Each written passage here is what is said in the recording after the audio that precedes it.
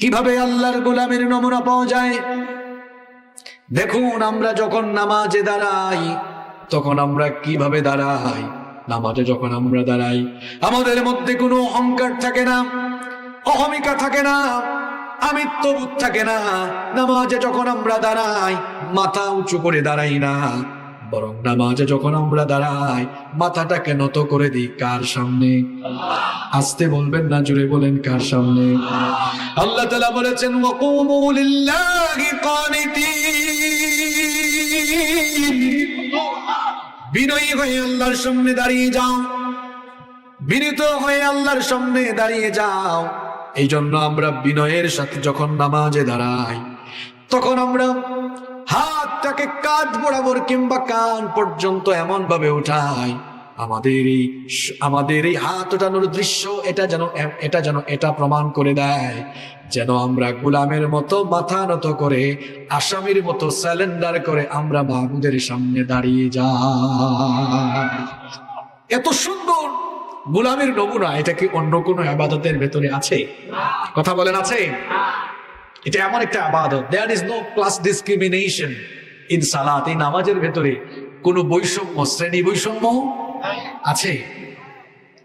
মসজিদের ভেতরে চেয়ারম্যান সাহেব ঢোকার পরে চেয়ারম্যান সাহেব যদি রিক্সাওয়ালাকে বলে, এই বেটা রিক্সাওয়ালা, তোর গায়ে ঘামের গন্ধ আছে, তুই আমার পাশে দাঁড়াইস না, পিছনে যা, তুই রিক্সাওয়ালা, আমি চেয়ারম্যান।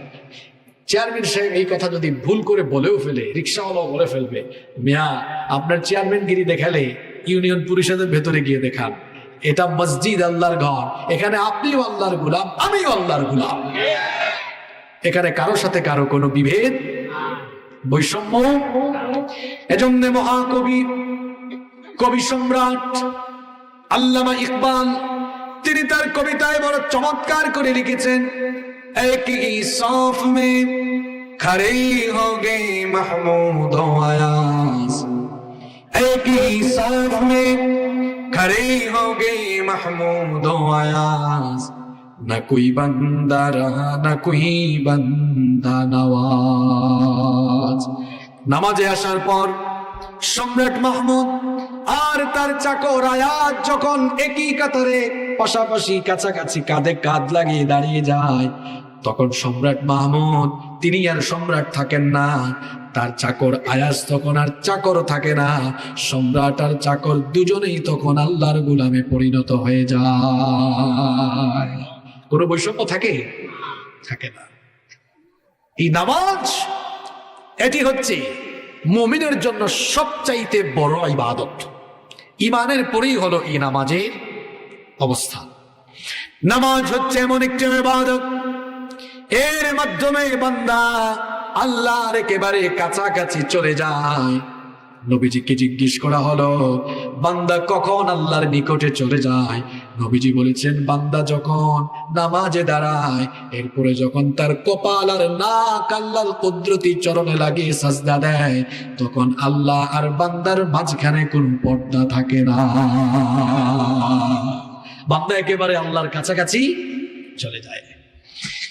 এই নামাজ আমার আপনার জন্য, প্রত্যেক মুসলমান পুরুষ এবং নারীর জন্য 5 ওয়াক্ত নামাজ দৈনন্দিন যিনি ফরজ করেছেন, সবাই বলেন তিনি কি? আমার বাবা যান, চাচা যান, ভাই যানরা সবাই ভালো করে শোনেন। অন্যান্য ইবাদতে অজর থাকলে রুখসত আছে, যেমন সামনে কিছুদিন পরে বছরের সর্বশ্রেষ্ঠ মাস রমাদানের মাস আমাদের সামনে আসতেছে। যদি কোনো মানুষ শারীরিকভাবে দুর্বল থাকেন, অর্থাৎ যিনি রোজা রাখলে মারা যাওয়ার আশঙ্কা আছে, স্বাস্থ্যের অবনতি হয়ে রোজা রাখার কারণে যদি কারো স্বাস্থ্যের অবনতি হয়ে মৃত্যুর ঝুঁকি থাকে, তাহলে রোজা থেকে তাকে অব্যাহতি দেওয়া হয়েছে। তিনি যদি রোজা ছেড়ে ফিদিয়া দিয়ে দেন তাহলে হয়ে যাবে, কোনো অসুবিধা নাই।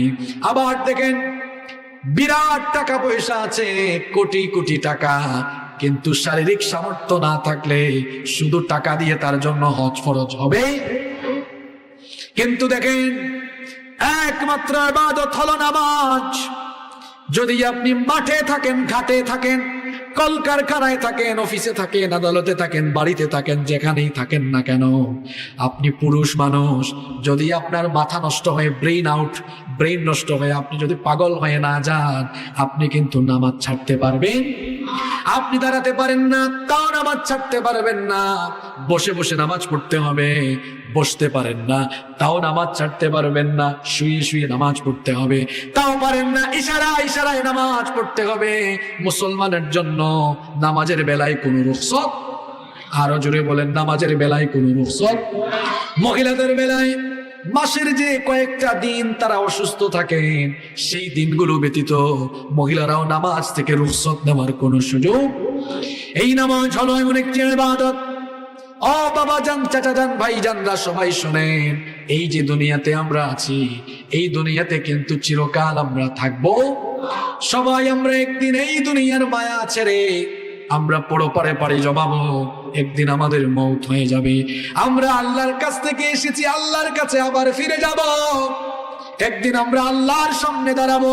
হাসরের মাঠে আমাদের প্রত্যেককে আল্লাহর সম্মুখীন হওয়া লাগবে। এ ব্যাপারে কি কোনো সন্দেহ আছে নাকি? কোনো সন্দেহ নাই। বিচারের মাঠে আমরা সবাই উঠবো। মাথার উপরের বিশাল আসমান, পায়ের তলার এই জমিন, সাগর মহাসাগর, নদ নদী, গাছপালা, পর্বতমালা কিচ্ছু থাকবে না। একদিন কিয়ামতের মহাপ্রলয়ঙ্কারী ঘটনার মাধ্যমে সবকিছু লন্ডভন্ড হয়ে যাবে। রব্বুল আলামিন বলেছেন, কুল্লু মান আলাইহা ফান। সবকিছু একদিন ফান হয়ে যাবে, সবকিছু একদিন ধ্বংস হয়ে যাবে, ক্ষয় হয়ে যাবে, লয় হয়ে যাবে। ওয়ায়াবকা ওয়াজহু রাব্বিকা যুল জালালি ওয়াল ইকরাম। কেবলমাত্র একজনের মহান সত্য অবশিষ্ট থাকবে, তিনি কে? আমরা সবাই একদিন আল্লাহর সামনে দাঁড়াবো। বিচারের সেই কঠিন দিনে, হাসরের মাঠে আল্লাহ যখন আমার কাছ থেকে, আপনার কাছ থেকে, আমাদের কাছ থেকে আল্লাহ হিসাব নেওয়া আরম্ভ করবেন, সবার আগে আল্লাহ কোন বিষয়ের হিসাব চাইবেন শুনেন। তিরমিজি, নাসাঈ এবং আবু দাউদ শরীফে এই হাদিস বর্ণিত হয়েছে। আবু হুরায়রা রাদিয়াল্লাহু আনহু এই হাদিস বর্ণনা করেছেন। তিনি বলেছেন, আমি নবীজিকে বলতে শুনেছি, নবীজি বলেছেন, ইন্না আউয়ালু মা ইউহাসাবু বিহিল আবদু ইয়াউমাল কিয়ামাতি মিন আমালিহি সালাতু। কিয়ামতের দিন রব্বুল আলামিন বান্দার কাছ থেকে যখন হিসাব চাইবেন, তখন সবার আগে রব্বুল আলামিন মানুষের কাছ থেকে নামাজের ব্যাপারে হিসাব চাইবেন। বলেন কিসের ব্যাপারে? আরো জোরে বলেন। ওয়াজ মাহফিলে তো ঠিকই ওয়াজ শুনতে আসলেন, কিন্তু ফজর, যোহর, আসর, মাগরিব, এশা চলে গেল। এই নামাজগুলো ঠিক মতো পড়লেন কিনা? প্রতিদিন যে 5 ওয়াক্তের নামাজ, এই নামাজগুলোর হিসাব কিয়ামতের দিন প্রথম যিনি নিবেন তিনি কি? আহারে আমার বাবারা, ভাইয়েরা, এখনো আমরা নামাজ আদায় করি না। এখনো আজান হলে আমরা মসজিদে যাই না। কিরকম গাফেল হয়ে আছি আমরা। অথচ এই নামাজের ব্যাপারে রব্বুল আলামিন সবার আগে হিসাব চাইবেন। নবীজি বলেছেন, ফাইন সালুহাত ফাকাদ আফলাহা ওয়া আনজাহ। এই নামাজের হিসাব যার ঠিকঠাক থাকবে, তার বাদবাকি সব ঠিক থাকবে। নামাজের হিসাবে যদি গন্ডগোল না লাগে, পরবর্তী ধাপগুলো আপনার জন্য সহজ হয়ে যাবে। ওয়া ইন ফাসাদাত ফাকাদ খাবা ওয়া খাসার। আর নামাজের হিসাবে যদি গন্ডগোল থাকে, ক্ষতিগ্রস্ত হয়ে জাহান্নামে যাওয়া লাগবে। কেন আপনি নামাজ ছেড়ে দেন? নামাজ ছেড়ে দেওয়া জাহান্নামে যাওয়ার সবচাইতে বড় কারণ। হাসরের মাঠে সব মানুষ আল্লাহর সামনে দাঁড়াবে, এ ব্যাপারে কোনো সন্দেহ? কিয়ামতের দিন হাসরের মাঠে যখন সব মানুষ হাজির হয়ে যাবে, রব্বুল আলামিন হাসরের মাঠে সমবেত সকল মানুষদেরকে লক্ষ্য করে বলবেন, সবাই আমাকে সাজদা দাও। দুনিয়াতে আজান হয়ে গেলে মসজিদে গিয়ে যারা আল্লাহকে সাজদা দিত, সঙ্গে সঙ্গে তারা সাজদায় পড়ে যাবে। কিন্তু যারা আজান হলে ঠিক মতো নামাজ আদায় করতো না, সেই সকল বেনামাজিগুলো চরম ক্ষতিগ্রস্ত হবে। কেমন অবস্থার সম্মুখীন তারা হবে? চলুন আমরা কোরআন থেকে জেনে নেই। রব্বুল আলামিন বলছেন, কোরআনুল কারীমের 68 নম্বর সূরা, সূরাতুল কলামের 42 নম্বর আয়াত থেকে রব্বুল আলামিন বলছেন, ইয়াউমা ইউকশাফু আন সাকিন ওয়া ইউদআউনা ইলাস সুজুদি ফালা ইয়াস্তাতিউন। সেদিন কঠিন সময় যখন মানুষকে সাজদা দেওয়ার জন্য আহ্বান করা হবে, তখন বেনামাজিগুলো সাজদা দিতে পারবে না, তাদের পিঠ কাঠের মতো শক্ত হয়ে যাবে। এর কারণ সম্পর্কে আল্লাহ তাআলা বলছেন, ওয়াকাদ কানু ইউদআউনা ইলাস সুজুদি ওয়া হুম সালিমুন। এর কারণ হলো দুনিয়াতে এরা বেনামাজি ছিল, নামাজি ছিল না। দুনিয়ায় বেনামাজি হবে যারা, কিয়ামতের দিন এমন কঠিন মুসিবতে পড়ে যাবে তারা, পিঠ কাঠের মতো শক্ত হয়ে যাবে, পিঠ নোয়াতে পারবে না। বেনামাজি হাসরের মাঠে যখন উঠবে চরম বেজ্জতির সম্মুখীন হবে। আল্লাহ এদের প্রতি কোনো দয়া করবেন না। আল্লাহ তাআলা ফেরেশতাদেরকে বলবেন, বেনামাজিগুলোকে ধর, হাতে পায়ে শিকল লাগা, দণ্ডবিধি পড়া, এরপরে এই বেনামাজিগুলোকে টেনে ইচড়ে জাহান্নামে নিয়ে যা। জাহান্নামকে 7 ভাগে আল্লাহ ভাগ করেছেন, এর মধ্যে বেনামাজিদের জন্য আল্লাহ স্পেশাল একটা জাহান্নাম বানিয়েছেন। সেই জাহান্নামের নাম হচ্ছে সাকার। এই সাকার হলো ভয়াবহ একটা জায়গা। সেখানে যখন বেনামাজিগুলোকে বেড়ি লাগিয়ে শিকল লাগিয়ে টেনে হিচড়ে নির্লজ্জতার সাথে সেই ভয়াবহ আগুনের দিকে না হবে, ওই জাহান্নামের দায়িত্বে নিয়োজিত থাকা ফেরেশতারা তাদেরকে আটকে দিয়ে জিজ্ঞেস করবে। রব্বুল আলামিন কোরআনে কারীমে বলছেন, ইয়াতাসাআলুনা আনিল মুজরিমিন মা সালাকাকুম ফি সাকার। সাকার নামক ভয়াবহ জাহান্নামের অধিবাসীদেরকে প্রশ্ন করা হবে, কি কারণে তোমরা এই ভয়াবহ জায়গায় এসেছো, কেন তোমরা আজকে এখানে আসলে? তখন তারা জবাব দিবে, অনেকগুলো কারণ আছে, তার মধ্যে নাম্বার 1, 1 নাম্বার কারণ হলো ক্বালু লাম নাকু মিনাল মুসাল্লিন।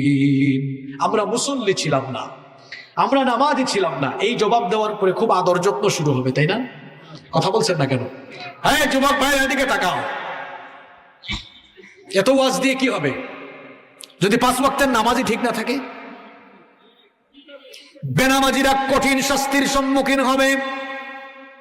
কোনো আমল সম্পর্কে আগে প্রশ্ন করা হবে না, রোজার ব্যাপারে আগে প্রশ্ন হবে না, যাকাতের ব্যাপারে, হজের ব্যাপারে, দান সৎকারের ব্যাপারে, ইকামতে দিনের ব্যাপারে, কোনো কিছুর ব্যাপারে আগে প্রশ্ন হবে না।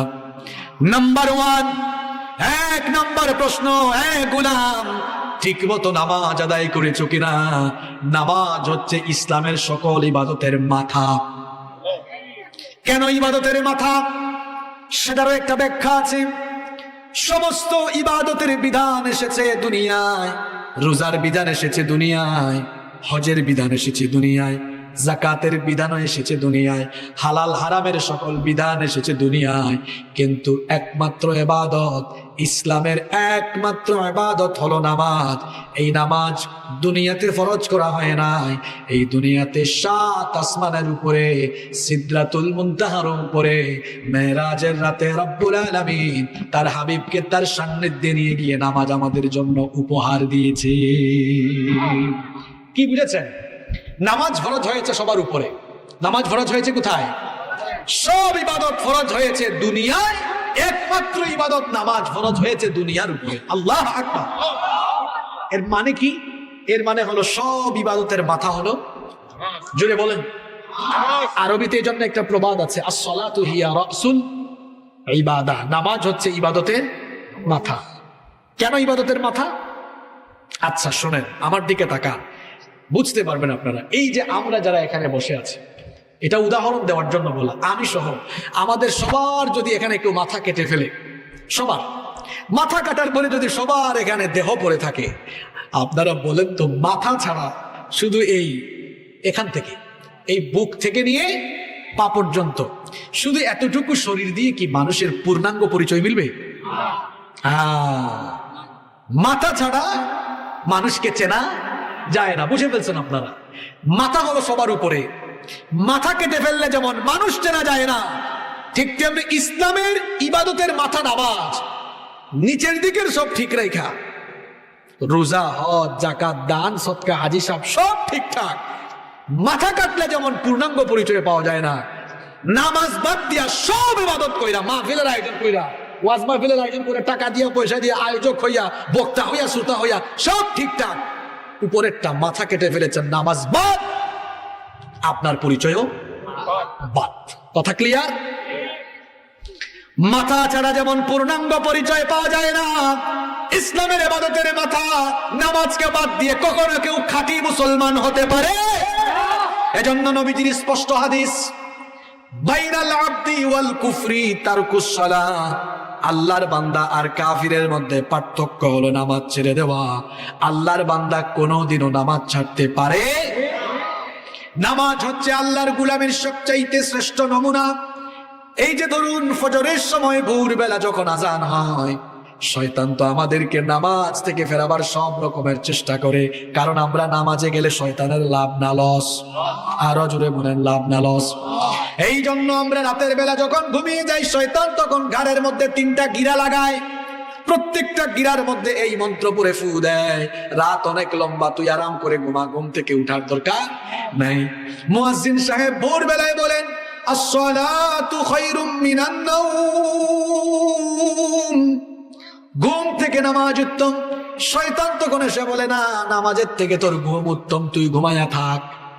ওই সময় আপনি যদি ঘুমায়া থাকেন, বলেন তো আপনি গোলামি করলেন আল্লাহ না শয়তানের? আর আপনি তখন ঘুম থেকে উঠে মসজিদে চলে গেলেন, আল্লাহকে গিয়ে সাজদা দিলেন, বলেন তো গোলামিটা হইল কার? সিএনজি, অটো রিক্সা, টমটম রিক্সার পেছনে লেখা থাকে বিবেক মানুষের সর্বোচ্চ আদালত। এটা হাদিস নয়, কিন্তু কথাটা বাস্তবিক সত্য। আসলেই তো বিবেক আমাদেরকে সত্য মিথ্যার পার্থক্য করতে সহায়তা করে। তাহলে আবার নিজের বিবেককে প্রশ্ন করুন তো, প্রত্যেক দিন এলাকার মসজিদের সামনের কাতারও ফিল আপ হয় না, 8 জন 10 জন মানুষ থাকে, এর বেশি মানুষ থাকে না। কোনো এলাকায় ইমাম সাহেব আর মুয়াজ্জিন সাহেব, বাকিরা ঘুমায়া থাকে। এখন বলেন তো, ফজরের নামাজ না পড়া যারা ঘুমায়া থাকলো, আসলেই কি এরা আল্লাহর গোলাম না শয়তানের গোলাম? এভাবে ঘুমাইয়া আমাদের ফজর চলে যায়। এজন্য আমার জাতীয় কবি কাজী নজরুল ইসলাম সুন্দর কবিতা লিখেছেন, ঘুমাইয়া কাজা করেছ ফজর, তখনও জাগনি যখন জোহর, হেলায় খেলায় কেটেছে আসর, মাগরিবের ওই শুনিয়া যান, এখনো জামাতে হওরে শামিল, এখনো এর সাথে আছে স্থান, বাজিছে দামামা বাদরে আমামা, শির উঁচু করে মুসলমান, দাওয়াত এসেছে নয়া জামানার, ভাঙা কেল্লায় উড়ে নিশান। আল্লাহু আকবার। এই কবিতায় যেন আমাদের বাস্তব জীবনের নমুনা ফুটে উঠেছে। আসলেই তো ফজরে আমরা ঘুমায়া থাকি। কি করে আপনি ঘুমায়া থাকেন? জোহরের আগে তো আপনি দুনিয়া ছেড়ে চলে গিয়ে জোহরের আগেই তো আপনার জানাজা হয়ে যেতে পারে কি পারে না? কেমন করে ঘুমাও তুমি, কেমন করে ঘুমাও তুমি, ফজর করে কাজা, এমন তো হতে পারে জোহরে জানাজা। হতে পারে কিনা? এই যে এশার নামাজ চলে গেল, আমরা কত মানুষ এশার নামাজ পড়লাম না, ফজরের আগেই আমরা কবরে চলে যাওয়ার সম্ভাবনা আছে না নাই? এই যে দেখুন, মাত্র 2 দিন আগে তুরস্কে 7.8 রিক্টার স্কেলের ভয়াবহ ভূমিকম্প হয়ে গেল। বড় বড় বড় বড় অট্টালিকাগুলো মাটির সাথে ধসে গেল। খবর আপনারা জানেন কি জানেন না? এশার নামাজ না পড়ে যারা ঘুমায়া গেলে, ও ভাইয়েরা, এই ঘুমটাই তো জীবনের শেষ ঘুম হয়ে যেতে পারে কি পারে না? আরো জোরে বলেন, পারে কি পারে না? অনেক যুবক ভাইয়েরা হয়তো ভাবে, আমি বুড়া হব, এরপরে আমি নামাজ শুরু করব। না রে ভাই, দুনিয়াতে আসার সিরিয়াল আছে, কিন্তু যাওয়ার কোনো সিরিয়াল। এই যে দেখো, তোমার মতো বহু যুবক তুরস্কের এই ঘটনায় মারা গিয়েছে, হাজার হাজার মানুষ এই ভয়াবহ ঘূর্ণিঝড়ে আক্রান্ত হয়ে দুনিয়া ছেড়ে চলে গিয়েছে। আপনারা ফেসবুকে, ইউটিউবে, টেলিভিশনে দেখেছেন তুরস্কের এই ভয়াবহ ঘূর্ণিঝড়ে অসংখ্য মানুষের প্রাণহানি হয়েছে। এই রকমের একটা ঘূর্ণিঝড় যে কোনো সময় আমাদের দেশেও হয়ে যেতে পারে কি পারে না? ঘূর্ণিঝড়ের কথা বাদ দেন, এই যে আমি রাতের বেলা ঘুমাই, এটা তো আমার আপনার জীবনের শেষ ঘুম হয়ে যেতে পারে। এই যে ঘুমায়া চোখ বন্ধ করেছেন দুনিয়ায়, এমনও হতে পারে চোখ খুলে দেখবেন দুনিয়ায় নাই, চলে এসেছেন কবরে। হতে পারে কি পারে না? এই যে আপনি নামাজ বাদ দিয়ে ঘুমায় গেলেন, এশার নামাজটা পড়লেন না, যদি ঘুমের মধ্যে মরণ হয়ে যায়, বেনামাজি হয়ে চলে গেলেন, ফজরের নামাজ ছেড়ে দিলেন, জোহরের আগে যদি চলে যান, বেনামাজি হয়ে মরে গেলেন, এইভাবে করে 5 ওয়াক্তের নামাজ যদি জীবন থেকে চলে যায়, তাহলে বলেন তো জান্নাতে যাওয়ার পথে বাধা আছে না নাই? আসতে বলবেন না, জোরে বলেন, বাধা আছে না নাই? নামাজ ছাড়া জান্নাতে যাওয়া তো দূরের কথা, জান্নাতের গন্ধ আপনি পাবেন না। যে ঈমান আপনাকে ঘর থেকে বের করে মসজিদে নিয়ে সাজদা দেওয়াইতে পারে না, এ দুর্বল ঈমান আপনাকে কোনোদিনও জান্নাতেও ঢুকাইতে পারবে। আমার যুবক ভাইদেরকে বলবো, এই বয়সে বেশি বেশি নামাজি হওয়া দরকার। আমার যুবক ভাইয়েরা মনে করে হুজুর আমরা বুড়া হই তারপরে নামাজ পড়বো, এত তাড়াতাড়ি নামাজ কেন শুরু করব? চুল পাকুক, দাড়ি পাকুক, হাতে লাঠি নেই, লাঠি ভর দিয়ে যখন চলবো তখন আমরা নামাজ আদায় করব। আজকের মাহফিলে দেখলাম কি রে, ছেলেগুলা কোথায়? মাহফিলের আয়োজক না দেখে, আয়োজককে দিকে হাত দেখলে চিনব আমি। হায় হায় হায়, এরা মাহফিলের আয়োজন করে, এরা কি তোবারুক খায় নাকি? এই 2-3 জন? আচ্ছা হাত নামান, আমি কয়েকজনকে চিনেছি, এরা খাওয়ার সময় ছিল। এই যে আমার ভাইয়েরা, যুবক ভাইদেরকে বলছি, হাতে লাঠি নিব, বুড়া হব, এই নসিব আমার নাও হতে। আসেন বাস্তব একটা ঘটনা শোনাই। কিছুদিন আগে আমার পাশের বাড়িতে আমার চেয়ে বয়সে আরো 10-12 বছরের ছোট একটা ছেলে মারা গিয়েছে। এরকম বহু ছেলে পেলেরা দুনিয়া থেকে চলে যাচ্ছে, কারণ দুনিয়া থেকে যাওয়ার বেলায় কোনো সিরিয়াল মেনটেন হয়। যুবক মানুষ এই বয়সে নামাজ সুন্দর করে আদায় করা যাবে, কারণ বুড়া হয়ে গেলে মানুষের মেরুদণ্ডে ব্যথা, হাঁটুতে ব্যথা, কোমরে ব্যথা, এদিকে ওদিকে ব্যথা, ঠিক মতো রুকু দেওয়া যায় না, ঠিক মতো সাজদা দেওয়া যায় না, বেশিক্ষণ দাঁড়িয়ে নামাজ আদায় করা যায় না। কিন্তু যুবক বয়সে লম্বা সময় দাঁড়িয়ে থাকা যায়, সুন্দর করে রুকু দেওয়া যায়, সুন্দর করে সাজদা দেওয়া যায়। এই জন্য যুবকের সাজদা, যুবকের রুকুকে পছন্দ করেন বেশি কে? আরো জুড়ে বলেন। যুবক বয়সের ইবাদতের দাম অনেক অনেক অনেক অনেক বেশি।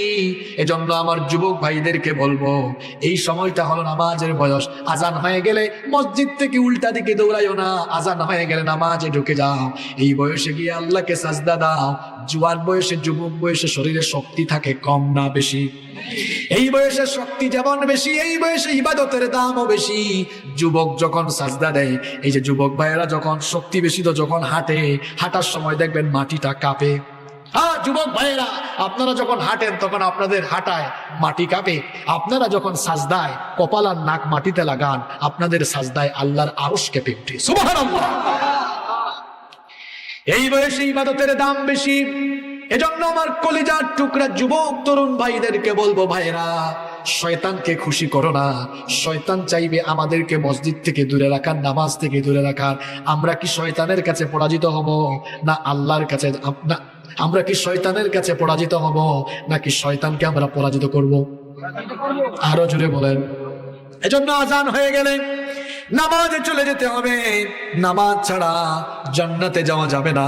কিয়ামতের দিন সবার আগে নামাজের হিসাব যিনি নিবেন তিনি কি? জাহান্নামের আগুন বড় ভয়াবহ আগুন।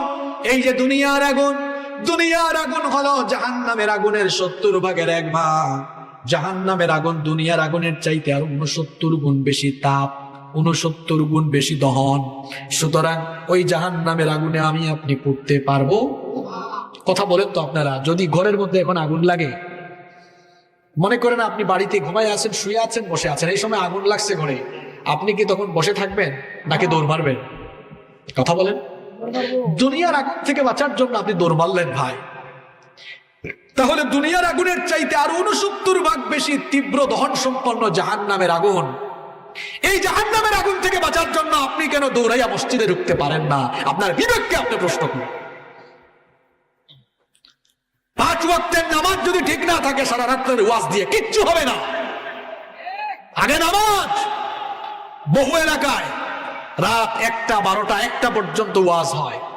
সকালবেলা ওই এলাকার মসজিদে 1 কাতার পূরণ হয় না। আছে না নাই? এই ওয়াজ দিয়ে কি হবে? যদি ওয়াজের পরে ফজরের নামাজের সময় প্রত্যেকে নামাজে যেতে না পারলাম, বোঝা গেল এই ওয়াজের কোনো তাসির, কোনো আথর। নামাজ নামাজ নামাজ নামাজ ছাড়া মুক্তি পাওয়া যাবে না, জান্নাতে যাওয়া যাবে না। সবার আগে হলো নামাজ। ইসলামের ইবাদতের বাতা হলো নামাজ। ইমানের পরেই হলো নামাজ। জোরে বলেন, ইমানের পরে কি? নামাজ। এই নামাজি কয়েক প্রকারের নামাজি আমাদের সমাজে আছে। দেখেন কত জাতের নামাজি।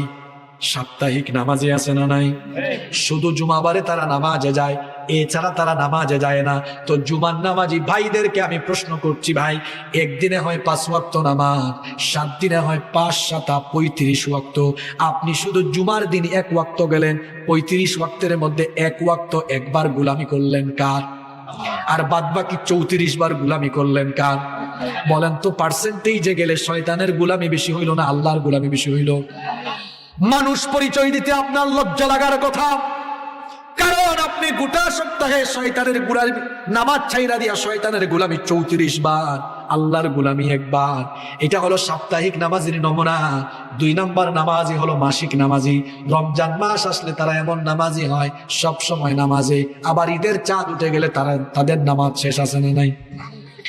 এটা হলো মাসিক নামাজির নমুনা। 3 নাম্বার হলো বার্ষিক নামাজি। শুধুমাত্র 2 ঈদে এরা নামাজে আসে, বাদ বাকি কখনো তাদেরকে নামাজে পাওয়া যায় না। এরকম নামাজিও আছে না নাই? 4 নাম্বার নামাজি হলো সিজনাল নামাজি। সিজনে সিজনে দেখা পাওয়া যায়। শবে বরাতের রাতে, কদরের রাতে, এরকম গুরুত্বপূর্ণ রাতে পাঞ্জাবি টুপি লাগাইয়া মসজিদে মসজিদে তাবারুক খাওয়ার জন্য ঘুরে, আছে না নাই? 5 নাম্বার নামাজি হলো শুধু জানাজার নামাজি। যেখানেই জানাজা সেখানেই সে হাজির। ঢাকা শহরে থাকে, মসজিদ হলো তার ঘর থেকে 50 হাত দূরে। তার ঘর থেকে 50 হাত দূরে মসজিদে গেল না, কিন্তু শুনছে কাশিয়ানীতে বিশ্বনাথপুরে তার একজন ঘনিষ্ঠ মানুষ মারা গেছে। শোনা মাত্রই 5-6 ঘন্টা গাড়ি চালাইয়া চলে আসলো। বুঝলাম না, এই লোকটা ঘর থেকে 50 হাত দূরে ফজরের নামাজে গেল না, কিন্তু জানাজার নামাজে উপস্থিত হওয়ার জন্য 6 ঘন্টা জার্নি করলো। তার মতলব আপনারা না বুঝলেও আমি ঠিকই বুঝেছি। ফজরের নামাজের আগে বক্তব্য দেওয়ার সুযোগ নাই, কিন্তু জানাজার নামাজের আগে তার বক্তব্য দেওয়ার সুযোগ আছে। তাইলে এই বাটপার ফজরের নামাজে আসতে না কেন? কিছু মানুষ আছে জানাজার আগে বক্তৃতার চান্স নেওয়ার জন্য শুধু জানাজার নামাজে যায়। কি বলেন, আছে এরকম? এই যে দেখেন কত জাতের নামাজি বললাম। সাপ্তাহিক নামাজি, মাসিক নামাজি, বার্ষিক নামাজি, সিজনাল নামাজি, জানাজার নামাজি। এই 5 প্রকার নামাজি, 5 প্রকার নামাজির নামাজ হলো নষ্ট, বাতিল। কারণ হলো এরা অনিয়মিত নামাজি। এরা নামাজে যায় সিজনে সিজনে, এরা নামাজে যায় ভিন্ন ভিন্ন উদ্দেশ্যে। বাদ বাকি 1 প্রকারের নামাজি আছে যারা নিয়মিত নামাজি। আজান হলেই নামাজ, আজান হলেই নামাজ, আজান হলেই নামাজ, আজান হলেই নামাজ, আজান হলেই নামাজ। প্রতিদিন যায় কয়বার? এদের জন্য আল্লাহ সুসংবাদ দিয়ে বলেছেন, উলাইকা হুমুল ওয়ারিসুনাল্লাযীনা ইয়ারিসুনাল ফিরদাউসা হুম ফিহা খালিদুন। আল্লাহ বলছেন আজান হলেই নামাজ, আজান হলেই নামাজ, আজান হলেই নামাজ, আজান হলেই নামাজ, আজান হলেই নামাজ। 5 ওয়াক্ত এভাবে করে নামাজে যায় যারা, মরার পরে জান্নাতুল ফিরদাউসের ওয়ারিস হয়ে যাবে তারা। পড়লে নামাজ, রাখলে রোজা, আল্লাহ রাসূল পাবে সোজা। হালকা হবে পাপের বোঝা, করলে ইবাদত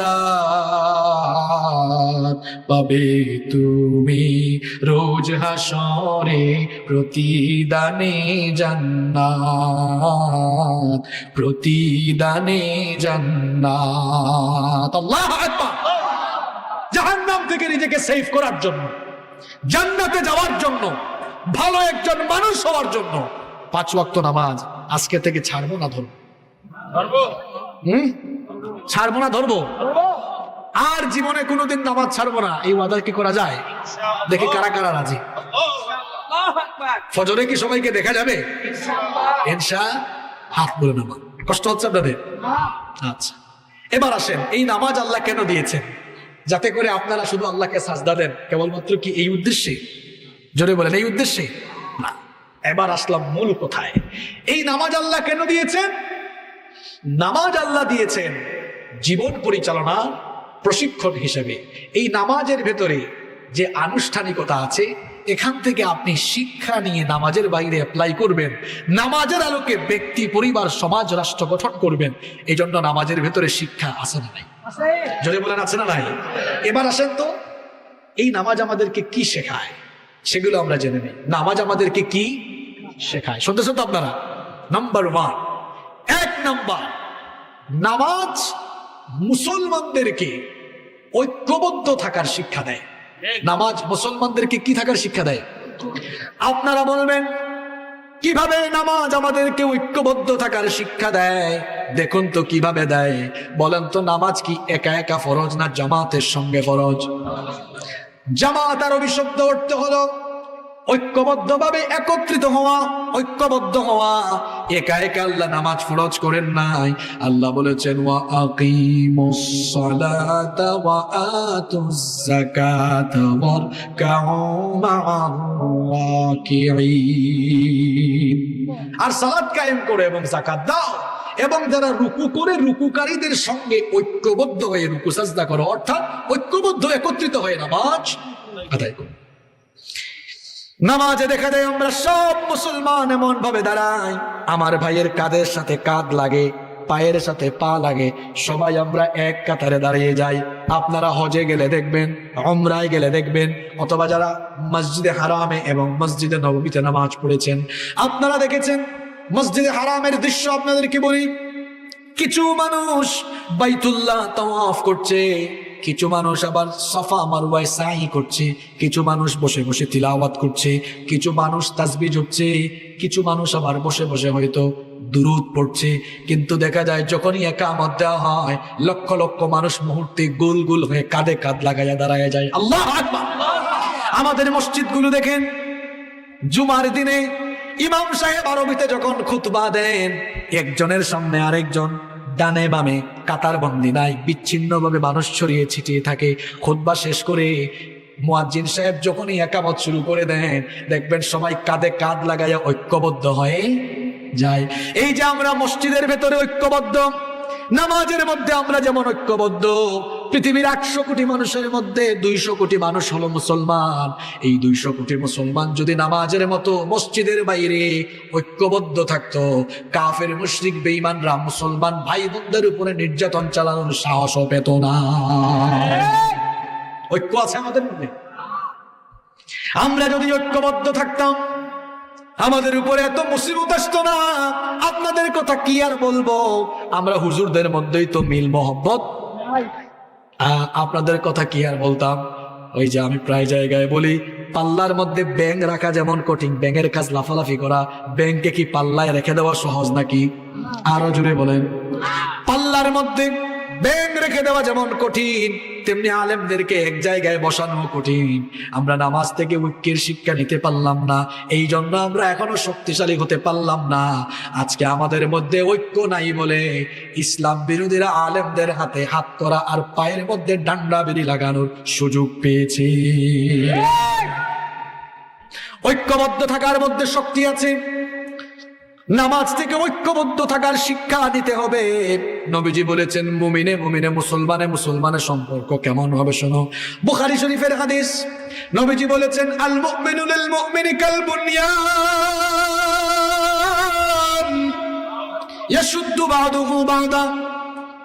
এক মুমিনের সাথে আরেক মুমিনের সম্পর্ক হবে বিল্ডিং এর প্রাচীরের মতো, দেয়ালের মতো। ভালো করে বুঝেন, এই পিলার, এই খুঁটি থেকে এই খুঁটি পর্যন্ত কেউ যদি সারি সারি ইট এখানে রাখে, ইটের উপরে ইট, ইটের উপরে ইট, ইটের উপর ইটের লাইন, কিন্তু যদি সিমেন্ট আর বালু দিয়ে জোড়া না লাগায়, তাহলে ইটের এই সারি, ইটের এই লাইনগুলোকে বাচ্চা একটা আলতো করে ছুঁইলেও সেটা পড়ে যাবে। তাহলে বোঝা গেল, জোড়া না থাকলে, ঐক্যবদ্ধ না থাকলে শত শত ইটও মজবুত হতে পারে,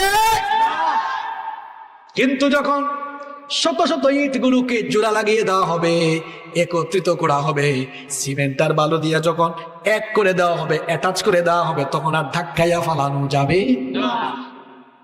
মুসলমানরা যদি বিচ্ছিন্ন থাকে, আলাদা আলাদা থাকে, তাহলে কাফের মুশরিকরা মুসলমানদের রক্ত নিয়ে খেলা করবে।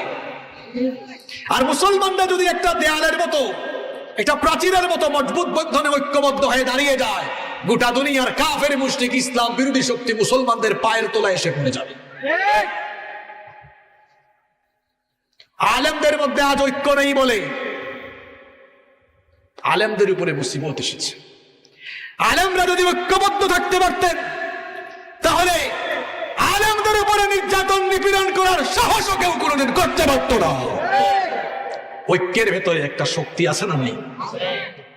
আপনাদের প্রত্যেকের হাতে যদি একটা লাঠি দেওয়া হয়, বলেন তো আপনারা একটা লাঠি ভাঙা সহজ না কঠিন? কথা বলেন না কেন আপনারা? আপনারা ক্লান্ত হয়ে গেছে? হাতে একটা লাঠি থাকলে এটা ভাঙা সহজ না কঠিন? সহজ, সহজ। এই তো আপনি একটা মোচড় দিবেন, ভেঙে যাবে এটা। এখন যদি প্রত্যেকের হাতে 100টা লাঠি দেওয়া হয়, 100টা লাঠি একসাথে আপনি কি ভাঙতে পারবেন? পারবেন না। একটা লাঠি যেমন ভাঙা সহজ, মুসলমানরা যদি আলাদা আলাদা থাকে, এখানে একজন, এখানে একজন, এখানে একজন, আলাদা আলাদা থাকে, ঐক্য না থাকে, একটা লাঠি যেমন ভাঙা সহজ, মুসলমানরা আলাদা আলাদা থাকলে ইসলাম বিরোধীরা জানে যখন ধরবে, তার মেরুদণ্ড ভাঙাও ইসলাম বিরোধীদের জন্য অত্যন্ত সহজ। আর 100টা লাঠিকে যেমন ভাঙা যায় না, কঠিন কাজ, ঠিক তেমনি আমরা যদি ভাই ভাই হয়ে ঐক্যবদ্ধ থাকতে পারি, তাহলে মেরুদণ্ড ভাঙা তো দূরের কথা, ইসলামের বিরুদ্ধে জবান খোলার সাহসও কারো হবে না ইনশাআল্লাহ। তাহলে নামাজ থেকে আমাদের কিসের শিক্ষা নিতে হবে? জোরে বলেন না। ঐক্যের শিক্ষা। আমরা নামাজের বাইরে, নামাজে আমরা ঐক্যবদ্ধ যেমন থাকি মসজিদে, নামাজের বাইরে মুসলমান মুসলমান দলাদলি করব। আমরা আমাদের মধ্যে দলাদলি আছে না? কয় আমি ওয়াহাবি, আরেকজন কয় আমি দেওবন্দি, আরেকজন কয় আমি হানাফি, আরেকজন কয় আমি গরম সুন্নি, আরেকজন কয় আমি ঠান্ডা সুন্নি, আরেকজন কয় আমি মাঝারি টাইপের সুন্নি। আরে ভাই, আফসোস লাগে আপনার জন্য, আপনি আপনার পরিচয় এটা সেটা দিতে পারলেন, কিন্তু সাহস করে আনন্দের সাথে নিজের পরিচয় মুসলমান দিতে পারলেন না। আমাদের পরিচয় আমরা কি? আরো জোরে বলেন। আমাদের প্রভু এক নবীর জীবন বিধানে ওই শিবানী কুরআন। আমাদের প্রভু কয়জন?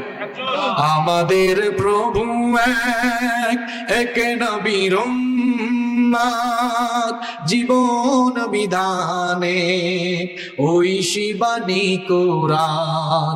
তবে কেন এক নয় মুসলমান, এক হও এক হও করিয়া বান। ঐক্যবদ্ধ হলে আমাদের শক্তি বাড়বে না কমবে? কষ্ট হচ্ছে আপনাদের? নাম্বার 2, তাহলে 1 নম্বরটা মনে থাকবে তো, নামাজ আমাদেরকে ঐক্যবদ্ধ হওয়ার শিক্ষা দেয়। নাম্বার 2। 2 নম্বর, নামাজ আমাদেরকে সঠিক নেতা নির্বাচনের শিক্ষা দেয়। নামাজ আমাদেরকে কিসের শিক্ষা দেয়? সঠিক নেতা নির্বাচনের শিক্ষা দেয়। নামাজে আমরা যখন দাঁড়াই তখন আমাদের একজন কি লাগে? ইমাম লাগে। জোরে বলেন, কি লাগে? আমার দিকে তাকান সবাই, মূল জায়গায় তো আসলাম। এখন আওয়াজ বের না হলে তো সমস্যা। নামাজের মধ্যে একজন কি লাগে? এখন বলেন তো আপনারা, যদি নামাজের সেই ইমামের তিলাওয়াত অশুদ্ধ হয়, ওই ইমাম সাহেব যদি ওনার একাডেমিক ব্যাকগ্রাউন্ড যদি না থাকে, তার পিছনে কি আমরা নামাজে দাঁড়াবো? কথা বলেন। একজন অযোগ্য, অদক্ষ, অশুদ্ধ তেলাওয়াতকারী ইমাম সাহেবের পেছনে কোন মুসলমান নামাজে দাঁড়াতে পারে? একজন সচেতন মুসলমান যেমন অশুদ্ধ তেলাওয়াতকারী এবং অযোগ্য একজন ইমামের পেছনে মুক্তাদি হয় না, ঠিক তেমনি নামাজের বাহিরে একজন সচেতন মুসলমান কখনো অযোগ্য, অপদার্থ, চোর, ডাকাত, বাটপারকে তার সমাজের নেতা বানাতে পারে না। ঠিক তো আমরা কইতে পারি, কিন্তু নামাজের বাইরে কি এই কামটা আমরা করতে পারি? আমরা তো পারি নাই এখনো। আর পারি নাই বলেই আমাদের সমাজে এখনো চুরি আছে, ডাকাতি আছে, এখনো অন্যায় আছে, জুলুম আছে। নবীজির সময়ে মসজিদের ইমাম নবীজি, আর মদিনা রাষ্ট্রের ইমাম আরেকজন। আপনারা ঘুম চলে আসছে নাকি? আপনার জবাব দিয়ে বাবাজানরা। নবীজির সময়ে মসজিদে নববীর ইমাম নবীজি, মদিনা রাষ্ট্রের ইমাম ওকে নবীজি। নবীজির পরে 4 জন খলিফা শাসন করলেন, মসজিদেরও ইমাম, রাষ্ট্রেরও। এখন আমরা এমন মুসলমান, মসজিদের ইমাম একজন, সমাজের ইমাম। মসজিদের ইমাম ভালো মানুষ, টুপিওয়ালা, দাড়িওয়ালা, খুব ভালো মানুষ, চরিত্র ভালো, সব ঠিকঠাক আছে। আর সমাজের ইমাম যেটা ডাকাইতের মতো চেহারা, চুরের মতো চেহারা, চরিত্র ঠিক নাই, চুরি করতে করতে এত লকবের অধিকারী হয়েছে, ডাকাতি করতে করতে অনেক লকবের অধিকারী। এভাবে আমরা মসজিদ আর সমাজের ইমামকে আলাদা বানিয়ে দিয়ে আমরা আল্লাহ আর রসুলের দেখানো তরিকা থেকে বহু দূরে সরে গিয়েছি। এজন্য আমরা উন্নতি অগ্রগতির দিকে যেতে পারছি। যদি আমরা নামাজে যেমন যোগ্য ইমামের পেছনে নামাজ আদায় করি, ঠিক তেমনি ভাবে আমরা যদি আমাদের সমাজে, আমাদের রাষ্ট্রে যদি চরিত্রবান, যোগ্য চরিত্রবান আল্লাহওয়ালা পরহেজগার ব্যক্তিগুলোকে আমরা যদি আমাদের দায়িত্বশীল চেয়ারগুলোতে বসাতে পারি, তখন শান্তি আর রহমত নাজিল হবে যার তরফ থেকে। তিনি কি? আল্লাহওয়ালা শাসন, আল্লাহওয়ালা শাসকদের শাসনের নমুনার স্টাইলই আলাদা। ছোট্ট একটা ঘটনা আমার মনে পড়ে গেল। ঘটনাটা কি বলবো? ঘুম আসছে নাকি? ঘটনাটা কি বলবো? মন দিয়ে ঘটনাটা শুনেন। ওমর রাদিয়াল্লাহু আনহুর সময়ের ঘটনা। ওমর রাদিয়াল্লাহু আনহুর নাম আপনারা শুনছেন তো? ওমর রাদিয়াল্লাহু আনহু অর্ধ দুনিয়া শাসন করেছেন। সেই আমলে তো কারেন্ট ছিল না। এখন তো আমাদের আমলে কারেন্ট আছে, ইলেকট্রিক্যাল লাইটও আছে। বলেন তো সেই যুগে কারেন্ট এবং এমন ইলেকট্রিক্যাল লাইট ছিল নাকি? কারেন্ট ছিল না, ইলেকট্রিক্যাল লাইটও ছিল না। ওমর রাদিয়াল্লাহু আনহু ঘরের ভেতরে মোমবাতি জ্বালিয়ে কাজ করছেন।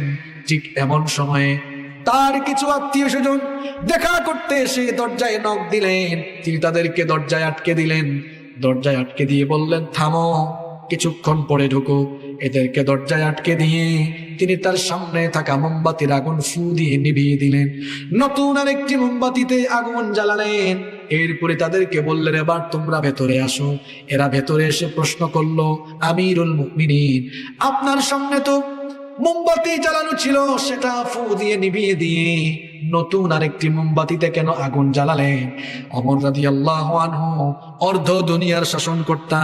তিনি তখন বললেন, তোমরা আসার আগ পর্যন্ত আমি রাষ্ট্রের টাকায় কেনা মোমবাতির আগুন জ্বালিয়ে রাষ্ট্রের কল্যাণে, জনগণের কল্যাণে কাজ করছিলাম।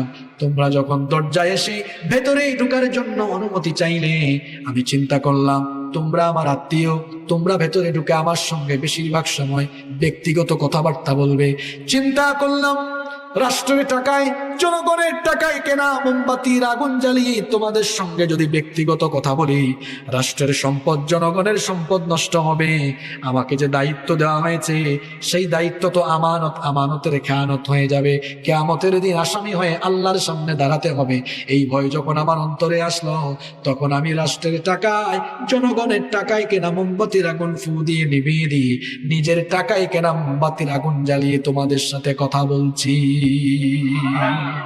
এমন যদি হতো আমাদের নেতা হতো ওমরেরই মতো, হতো আবু বকরের মতো। চাই কি চাই না? আরো আসতে বলেন, চাই কি চাই না? এমন যদি হতো আমাদের নেতা হতো ওমরেরই মতো, হতো আবু বকরের মতো। জনগণের খোঁজ খবর নিত রাত দুপুরে, ঘুরে ঘুরে দেখতো কি কেউ আছে অনাহারে। আমার দেশের মা বোনেরা লাঞ্ছিতা হতো না, আমার দেশের কৃষক শ্রমিক বঞ্চিত হতো না। ধনী গরিব ভালোবাসার জীবন ফিরে পেত, যদি আমাদের নেতা হতো ওমরেরই মতো, হতো আবু বকরের মতো। আল্লাহু আকবার। এরকম চাই কি চাই না? কারা কারা চান না হাত তোলেন। মনোযোগ আছে না? আলহামদুলিল্লাহ পড়েন। এরকম চাইলে কি করব? চোর ডাকাতদেরকে দায়িত্বশীল চেয়ারে বসাবো না আল্লাহওয়ালাদেরকে বসাবো? আরো জুড়ে বলেন। 2 নম্বর শিক্ষা মনে থাকবে তো? নামাজ আমাদেরকে কি করে? সঠিক নেতা নির্বাচনের শিক্ষা দেয়। আপনাদের মনে ঘুম চলে আসছে না? আপনাদের এই সব অঞ্চলে তো 11টার পরে আপনারা শুনতে চান না, এটা আমিও জানি। 10 মিনিট থাকা যাবে না? আরো 10 মিনিট থাকা যাবে তো? আরো 2টা শিক্ষা বলবো, এরপরে শেষ করবো ইনশা। কয়টা বললাম? 1 নম্বর, আমি আজকে বেসিক কথা, মৌলিক কথাগুলো বলে যাচ্ছি। এই যে আমাদের উপরে মুসিবত কেন? ঐক্য, ঐক্য। অথচ এই ঐক্যবদ্ধ থাকার শিক্ষা নামাজে, বলেন নামাজে। 2 নম্বর, এই শিক্ষাটাও আমাদের মধ্যে নাই। নামাজ থেকে আমরা সঠিক নেতা নির্বাচনের শিক্ষা পাই। যদি আমরা এই শিক্ষাটা নিতে পারতাম আর নিজের বিবেক খাটাইয়া ভালো মানুষ, আল্লাহওয়ালা, চরিত্রবান, আল্লাহ ভীরু, খুদা ভীরু মানুষদেরকে দায়িত্বশীল চেয়ারে বসাইতে পারতাম, তাহলেই সমাজটা বদলে যেত। আমাদের কারণেই তো আল্লাহওয়ালা লোকগুলো দায়িত্বশীল চেয়ারে বসে না, বসে যায় গায়ক, বসে যায় নায়ক, বসে যায় নৃত্যশিল্পী, বসে যায় গাঁজাখুর, বসে যায় ইয়াবাখুর। ঠিক তো আমরাই কই, আবার বসাইও আমরা। কি জাতের ভদ্র মানুষ আমরা, স্বীকারও করে ফেলি। কি বলেন? আমার কথায় আঘাত পেয়েছেন আপনারা? বাস্তব কথা তো আমাকে বলতে হবে। ঠিকও আমরা কই, বসাইও আবার আমরা। না, এমনটা হতে পারে না। কিছু মানুষ তো টাকার কাছেও বিক্রি হয়, আছে না ভাই? আচ্ছা, 500 টাকা কেউ দিল, আপনার লুব আর সামলাইতে পারেন না। হিসাব করেন তো আপনি কোন পর্যায়ে চলে গেছেন। মনে করেন একটা চেয়ারে একজন লোক বসবে 5 বছরের জন্য। ক্যালকুলেটর মেরে দেখেন, 5 বছরে হয় 1825 দিন। 1825 দিন, 1825 দিন একটা লোক একটা দায়িত্বশীল চেয়ারে বসবে। 500 টাকা দিয়ে বললো, ভাই আমারে আপনার রায়টা দিয়ে, মতামতটা দিয়ে। আপনিও লোভ সামলাইতে না পাইরা নিয়ে বললেন দিলাম। এবার ভাগ করেন, 1800 ভাগ 1825 ভাগ 500, কি রে আমি ভাগ করে দেখো তো কত হয়। মনে হয় 3 টাকা 65 পয়সা হয় না, এরকম না? 1825 ভাগ হইল 1825 ভাগ 500 ভাগ গুণ না, হ্যাঁ ভাগ 3 টাকা 65 পয়সা। ঠিক আছে? কি জাতের মানুষ আপনি, চিন্তা করছেন?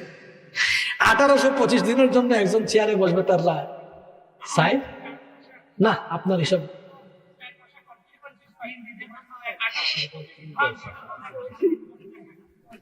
সুবহানাল্লাহ, একটা মুরগির ডিমের দাম এর থেকে বেশি।